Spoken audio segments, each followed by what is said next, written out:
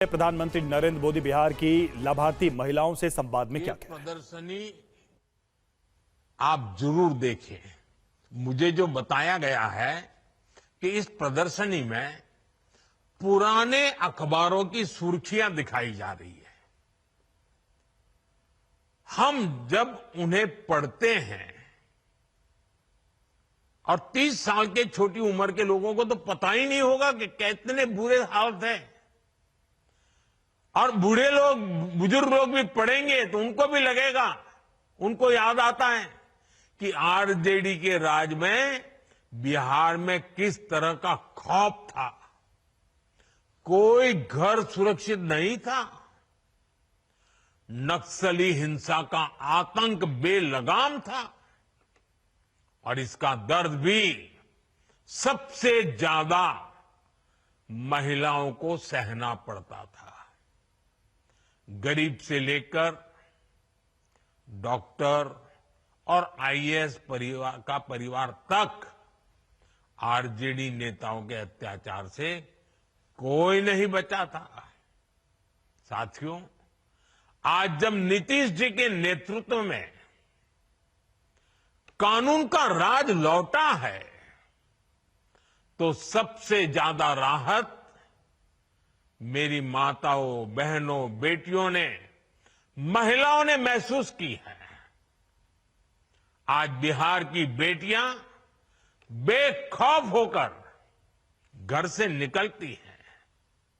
अभी मैं 4 बहनों को सुन रहा था, जिस प्रकार से बहन रंजीता जी ने, बहन रीता जी ने, नूरजहान बानू ने और हमारी पुतुल देवी जी ने जिस प्रकार से आत्मविश्वास से बातें बताई, ये नीतीश जी की सरकार के पहले तो संभव ही नहीं था। उन्हें देर रात में भी कहीं काम करने की सहूलियत संभव ही नहीं थी।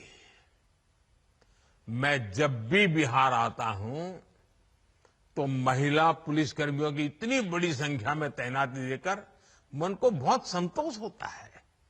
इसलिए आज हम सबको मिलकर ये प्रण भी करना है कि बिहार को फिर कभी, ये मेरे शब्द लिख के रखिए माताएं बहनें, अब बिहार को फिर कभी उस अंधेरे में नहीं जाने देंगे। अपने बच्चों को बर्बाद होने से बचाने का यही रास्ता है।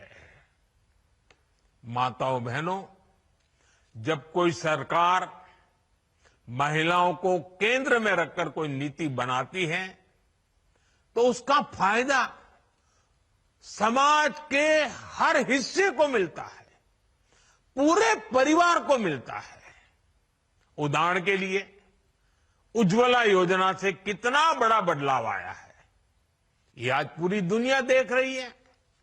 एक समय था जब गांव में गैस का कनेक्शन बहुत बड़ा सपना होता था, शहरों में भी यही हाल होता था।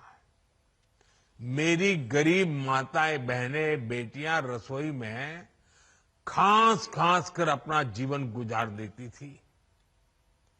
फेफड़ों की बीमारी आम थी, आंखों की रोशनी तक चली जाती थी।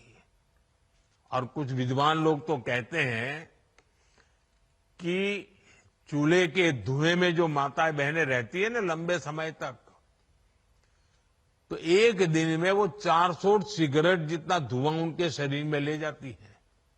अब बताइए, कैंसर नहीं होगा तो क्या होगा? इन सबको बचाने के लिए हम उज्ज्वला योजना लेकर आए, गैस के सिलेंडर घर घर पहुंचाए। बिहार में हमारी बहनों का जीवन जलावन ढोने में ही बीत जाता था और उस पर भी मुश्किलें कम थोड़ी थी।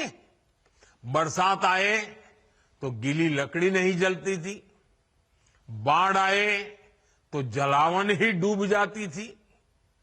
कितनी बार घर के बच्चे भूखे सो जाते थे या फिर भूजा खाकर रात काटते थे। साथियों, ये दर्द किसी किताब में नहीं लिखा। ये दर्द बिहार की हमारी बहनों ने जिया है। इस मुसीबत से मेरी एक एक बहन गुजरी है। लेकिन जब एनडीए सरकार ने बहनों को केंद्र में रखकर सोचना शुरू किया, योजनाएं बनानी शुरू की, तो तस्वीर भी बदलनी शुरू हो गई। एक साथ करोड़ों घरों में गैस कनेक्शन पहुंचा। आज करोड़ों बहनें चैन से चूल्हे पर खाना बना रही हैं। उन्हें धुएं से मुक्ति मिली है, फेफड़ों और आंखों की बीमारी से राहत मिली है। अब घर में बच्चों को हर दिन गर्म खाना मिलना शुरू हुआ है। उज्ज्वला के गैस कनेक्शन ने बिहार की रसोई को ही नहीं, महिलाओं की जिंदगी को भी उज्जवल बना दिया है।